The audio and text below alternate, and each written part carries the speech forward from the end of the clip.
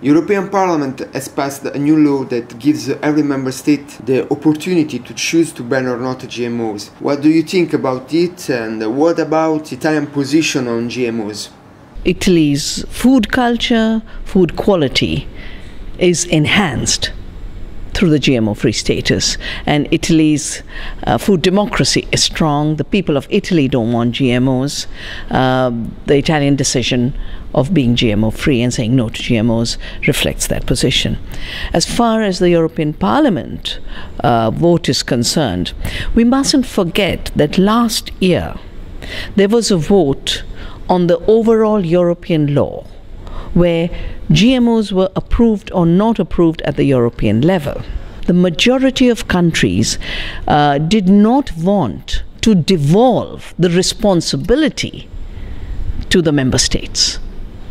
They wanted a responsibility at the European level. Where it is harm from powerful interests, we need to have the power to block that harm at the highest level possible. You don't force states to carry all the burden of trying to prove why they must stay GMO-free. I personally believe that Italy has stayed the ground, Germany is staying the ground, France has stayed the ground, but Europe has become irresponsible on the GMO question. Deliberate confusion created about banning of GMOs and as being a banning of research is a deliberate distortion. It's a deliberate distortion because researchers don't commercialize GMOs. Corporations do. Well, I do believe that the biggest threat of GMOs is the fact that GMOs were introduced, and the corporations said that very honestly at a meeting which I entered in 1987, that the reason we have to do genetic engineering is it gives us a door to the patenting of life and patenting of seed, and that becomes a way of collecting royalties on what is otherwise a common good. Farmers have always had seeds, have always shared seeds, have always exchanged seeds. Today, that freedom of farmers is being made illegal so that corporations become the only monopoly supplier of seed.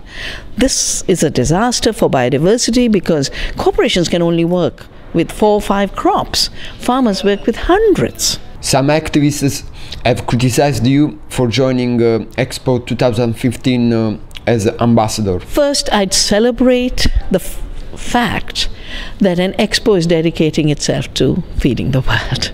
There have been too many expos selling fighter jets, selling computers, selling iPhones, selling gadgets. And this expo was supposed to remind us that it's about life and food.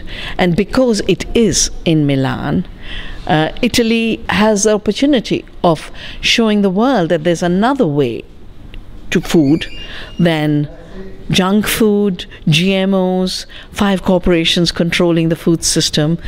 I'm working very closely through Vandana International with the NGO Pavilion that'll be there, bringing the movement voice about food and agriculture. I have been appointed ambassador of Expo. Interestingly, on the one side, the biotech industry having a letter campaign to have that ambassadorship removed, and then there are a few NGOs saying I shouldn't be ambassador because people in Italy are not all happy with the Expo. I think the Expo is too big an opportunity in the context that food has become the largest source of profits. Agribusiness pretends they are the solution to hunger. We have to bring the truth about food everywhere, in the Expo, outside the Expo.